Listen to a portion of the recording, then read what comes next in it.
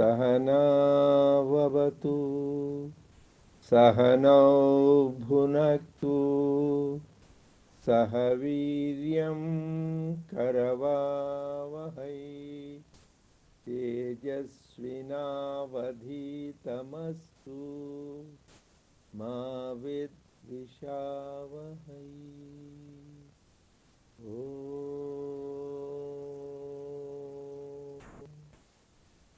Shanti, Shanti, Shanti.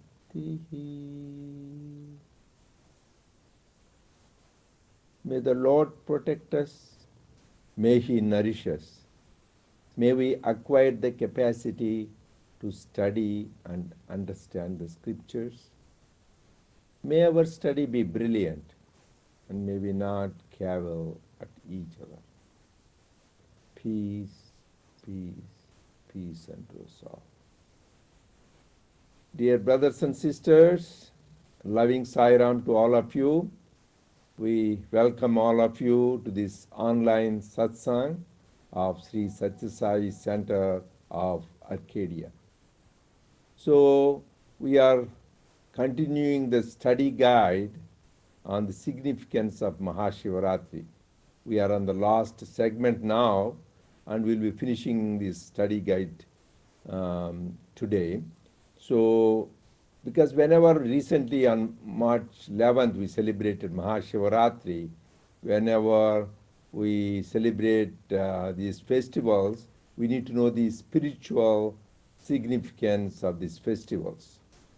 So we discussed in the last couple of weeks the significance of this festival, saying first we started what is Maha Shivaratri.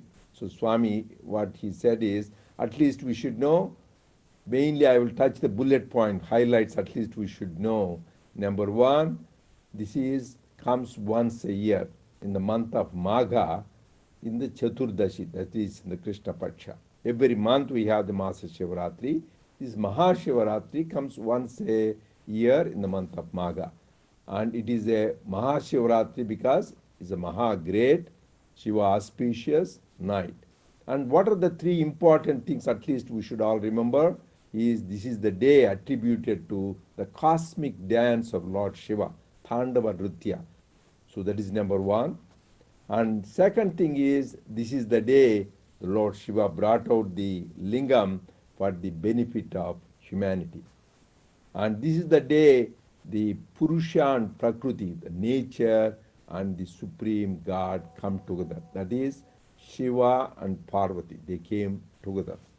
So this is the three important things, the Thandava dance, and second thing is, that is what the cosmic dance, and here the Lingodbhavam, and third is the Purusha and Prakriti coming together.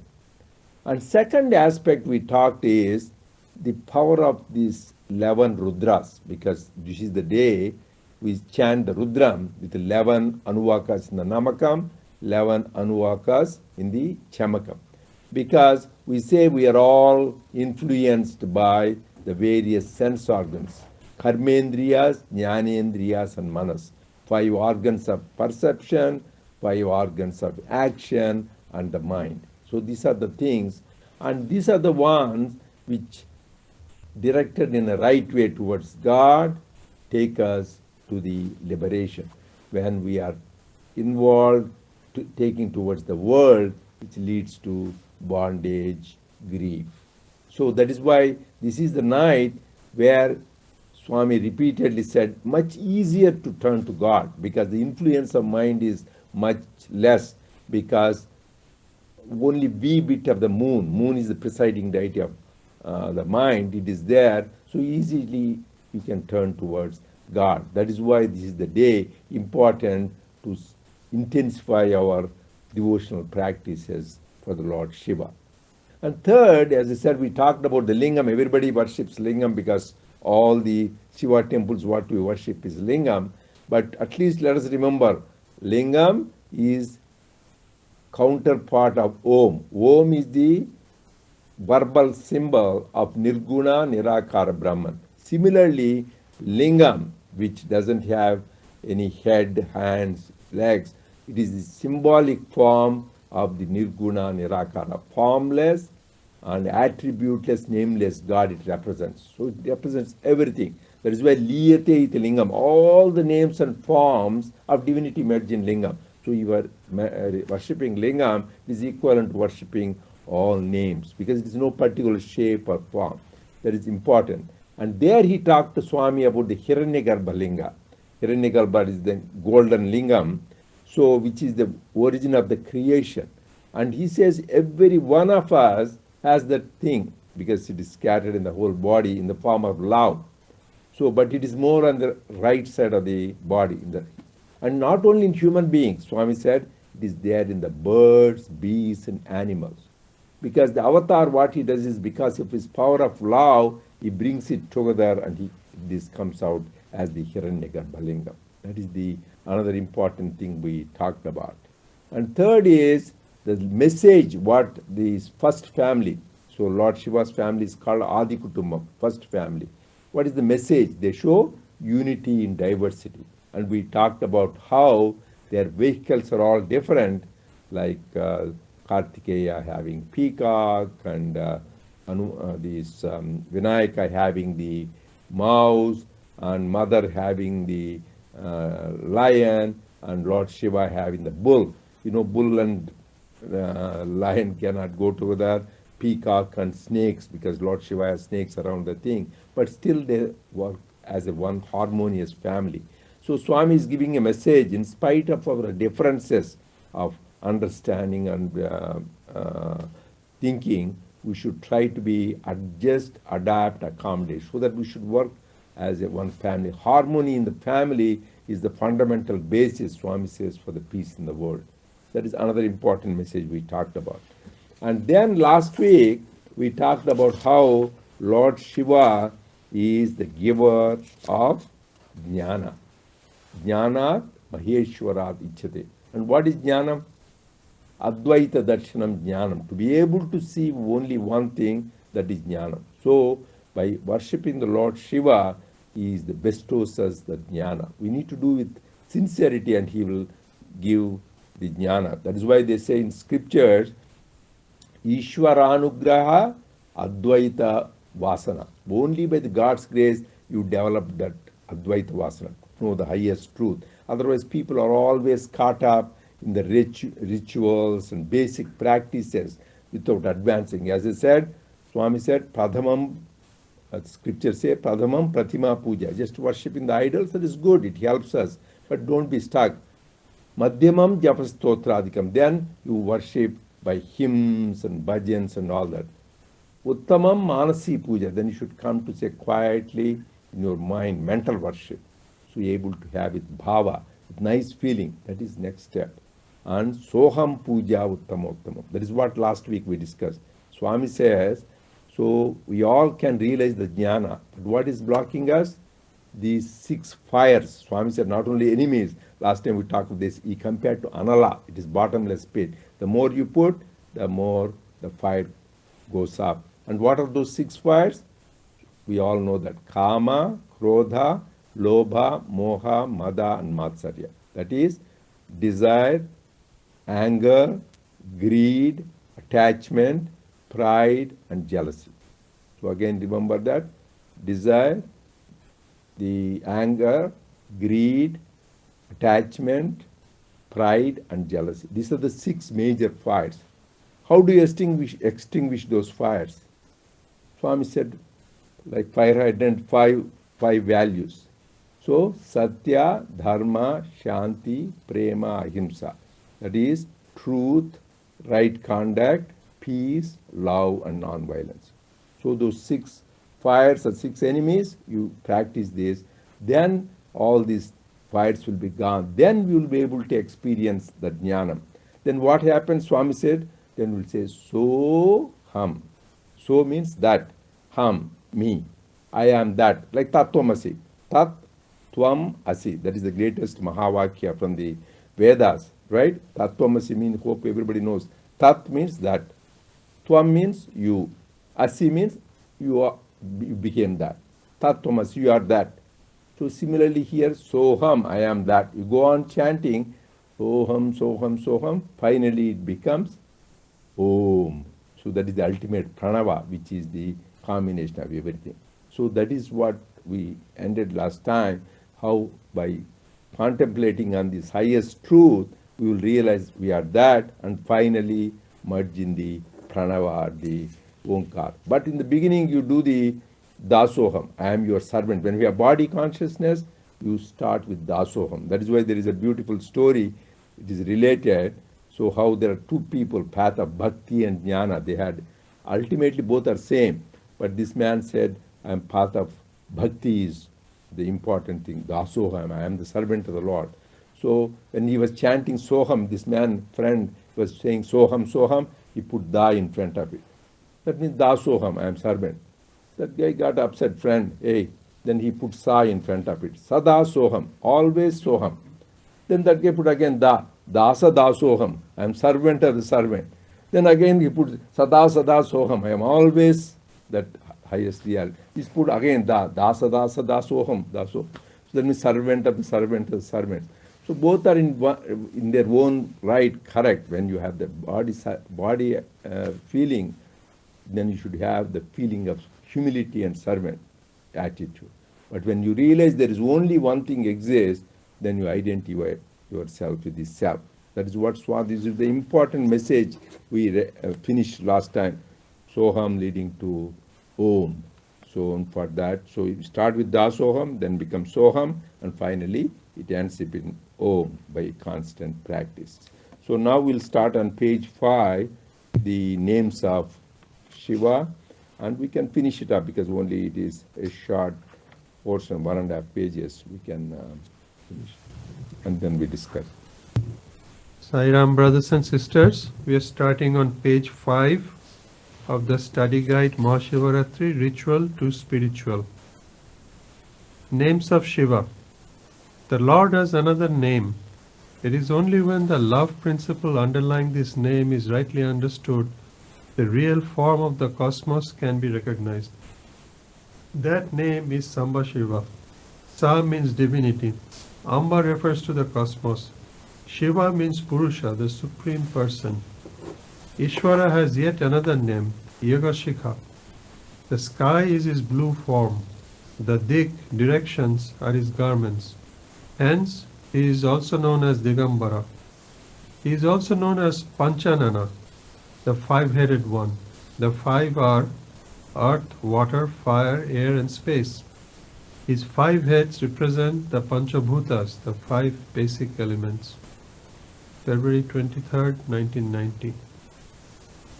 Consider the significance of the form that Shiva has assumed for human adoration. In his throat, he has the Holocaust-producing poison, Halahala, that can destroy all life in a trice. On his head, he has the sacred Ganga river, whose waters can cure all ills here and hereafter. On his forehead, he has the eye of fire. On his head, he has the cool, comforting moon. On his wrists, ankles, shoulders, and neck, he wears deadly cobras, which live in life-giving breath of air. Shiva lives in the burial ground and the burning ghat, the Rudrabhumi as it is called, the land of Shiva or Rudra.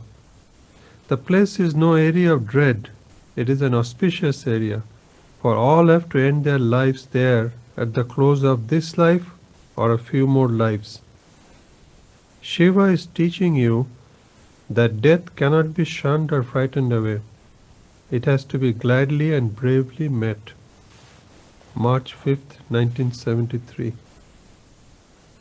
Shiva again is said to go about with a begging bowl. He teaches that renunciation, detachment, indifference to good fortune or bad are the paths to attain him. Shiva is known as Mrityunjaya, he who vanquishes death, and is also the Kamari, the destroyer of desire.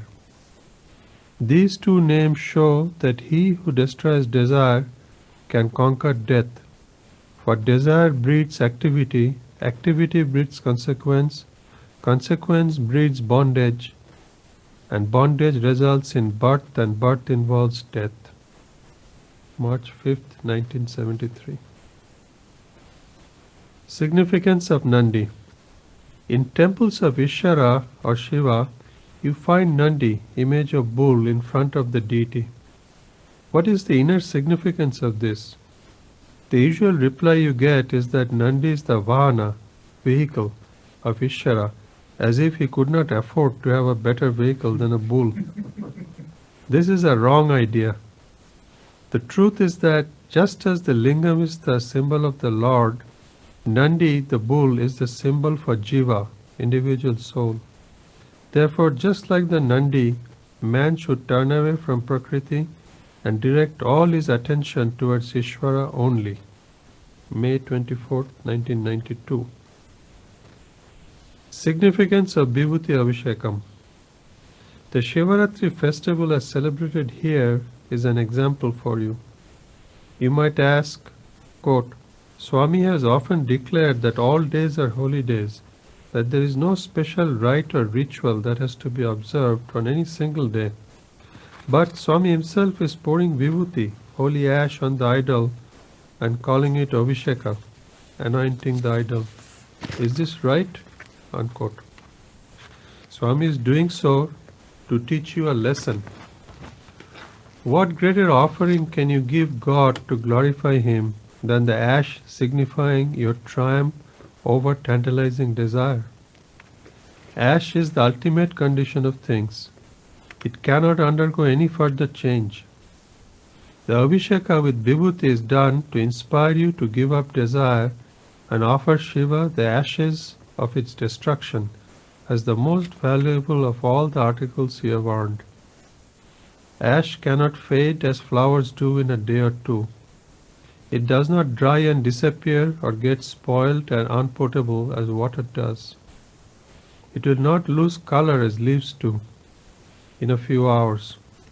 It does not rot as fruits do in a few days. Ash is ash forever and ever. So, burn your vials, your vices, your bad habits. Worship Shiva, rendering yourselves pure in thought, word and deed. February 20th, 1974. Last section. Significance of snake. In the science of Kundalini Yoga, the vital energy of man lying dormant like a coiled snake at the bottom of this column in the lowest Muladhara chakra, the basal plexus, is awakened and aroused, so that it courses up through 6 more wheels, centers of superior consciousness, until it reaches the Sahasrara, the 1000-petal lotus energy center at the very top of the skull. The passage for the Kundalini is through the Sushumna nerve in the center of the spinal column.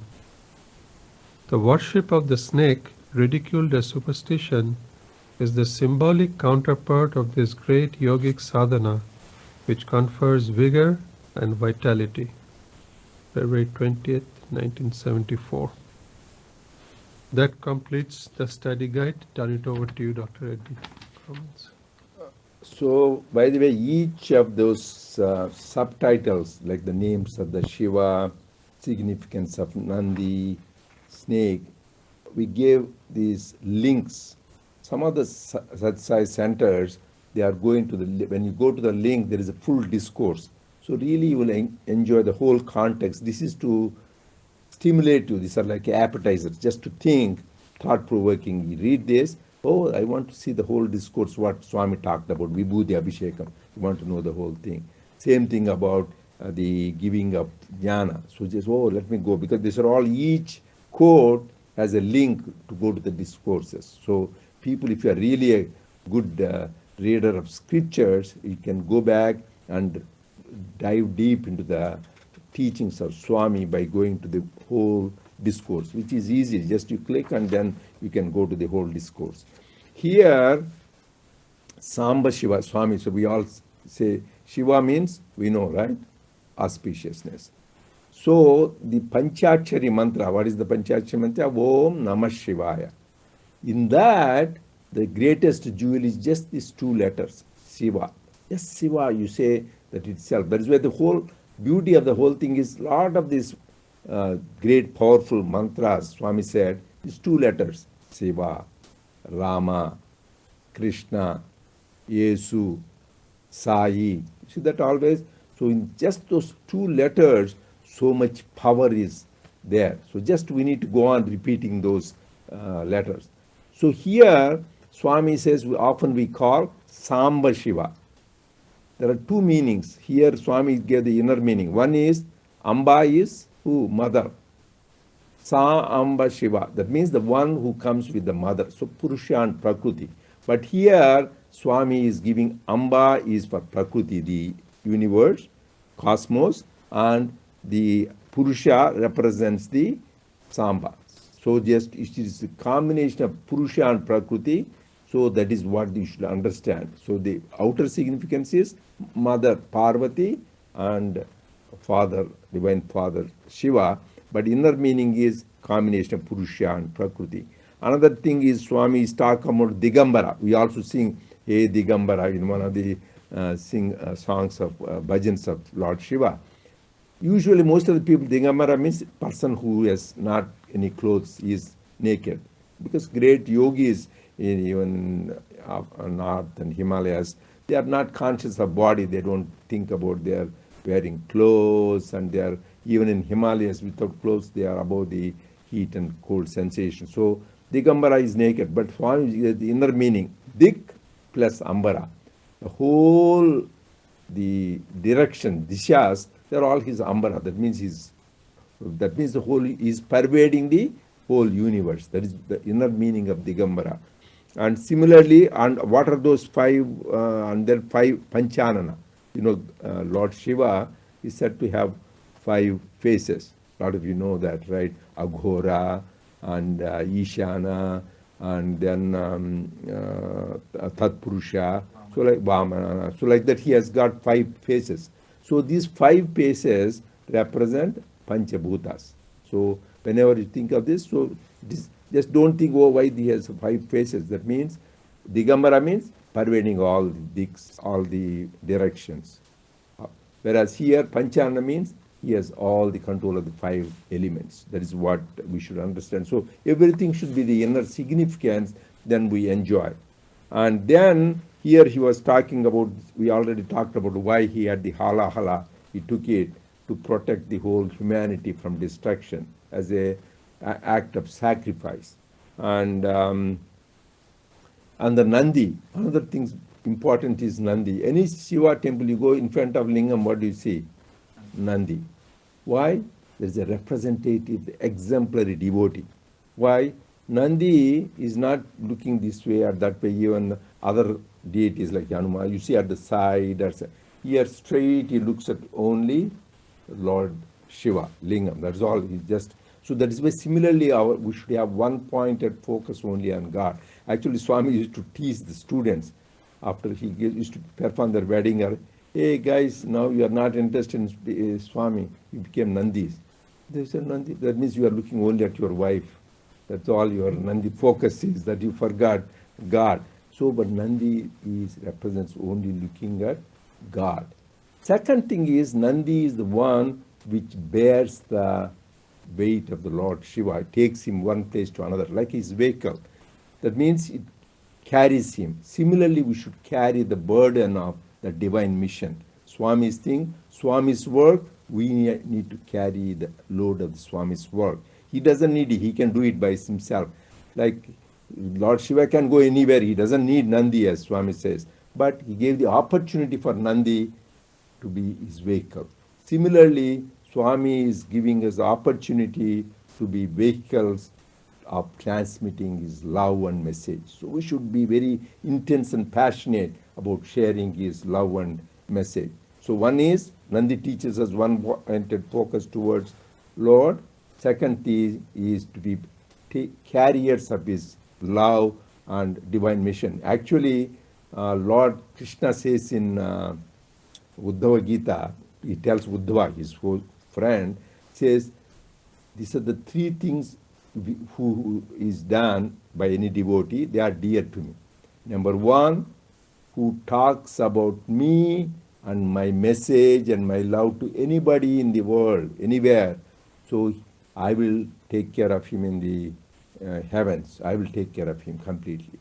Second is whatever work he does, as he says in Yat Karoshi, Yadashnasi, Yat Juhoshi, Dadasi, Yat Tapasyasi Kaunteya, Tat Kurusha Madarpan.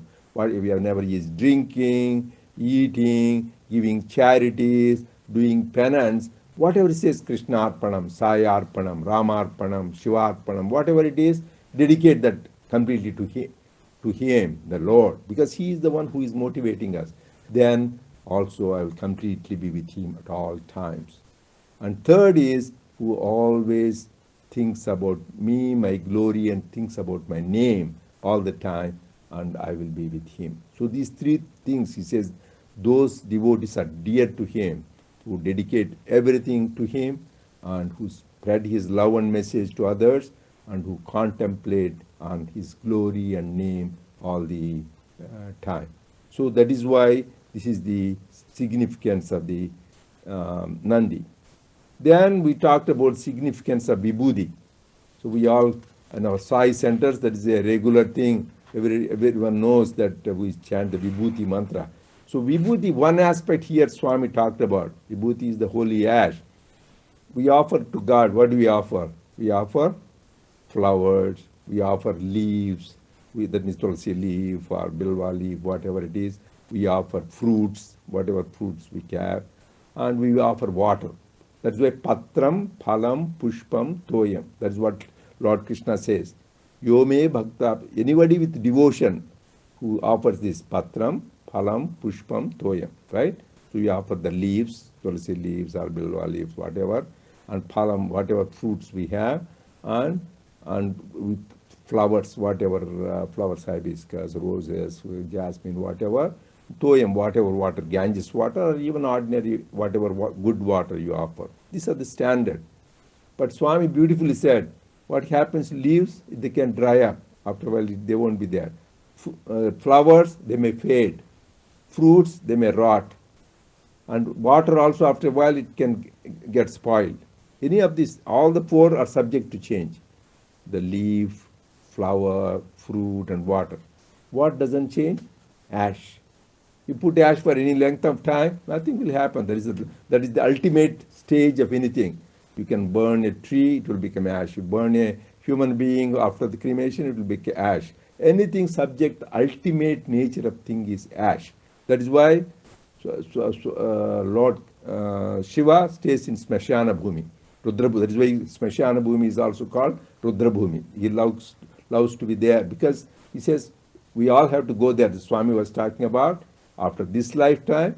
Unfortunately, if we don't practice well, we may have to be born again. Hope not. By intensifying our sadhana, hope this is the last birth. So otherwise you have to, but ultimately one reassurance is you have to go there. You will be with God. That is the reassurance. Even Mother Kali, that is why they say she is always also in Smashana Bhumi. So this is the ultimate nature. But Vibhuti has another meaning. Vibhuti is glory of God. That is why in the 10th chapter of the Bhagavad Gita, that is chapter itself is called Vibhuti Yoga. That means glory of God. That is where you should all read. Lord Krishna says, among the mountains, I am Himalayas. Among the sages, I am Bhrugu. I am among the Pandavas, Pandavanam, I am Dhanunjaya. And like that he goes on telling who he is, the special Yajnanam, Japa Yajñasmi. We all do many yajnas, right? We do the Pitru Yajnam, Deva Yajnam, Bhota Yajnam, many yajnas. But he says of them, easiest and best, Yajnanam, Japa Yajñasmi. Like that, he gives, Vibhuti means special power is there. Even in, that is what Lord Krishna said in Bhagavad Gita. But in Rudram, the Lord goes further. So he doesn't want to confine himself to the only great things. So I am a Ganges water. I am also sewage water. I am also a great saint. I am also a thief. I am also a great one. So everything, because there is every atom and cell is permeated by God. Anu anuvu, kana kanamu, kshana kshanamu. That is beautiful Swami's word. That means every atom, cell, moment is permeated by the divine. That is the experience we should have. So when we understand the Vibhuti Yoga, that is the experience we will have. So that is the important thing about Vibhuti, two aspects. One is the ash, another is the glory. That is why when we chant Paramam Pavitram Baba Vibhuti, Paramartha Ishtartha Moksha Pradhanam. It is not just Vibhuti, people use it for curing sickness, curing the disease, and giving the prosperity. So it also gives material prosperity as well as spiritual. Moksha Pradhanam, right? Just carefully, even the regular song we sing, Paramam Pavitram, it is a holy ash. Paramam Pavitram, supremely holy. Pavitram itself is sacred. Paramam Pavitram, that means it's very, very sacred, the Vibhuti we take. Baba Vidhi, Paramartha Ishtartha Moksha Pradhanam. So it will give you whatever worldly desires it has, and also moksha, it will give you the supreme thing, heaven, ultimate liberation itself. Moksha Pradhanam. And also you have seen so many times how it has cured many illnesses. In the name of Vibhuti, we have seen so many stories of Swami, how with the power of the Vibhuti, many, many incurable diseases are cured, because that is the power, healing power of the Vibhuti, not only for physical illnesses, mental illnesses, but it also has the spiritual benefit. And the final thing which we talked about is snakes. Lord Shiva wears snakes. That is his ornaments. That's why we sing Pannaga Bhushana.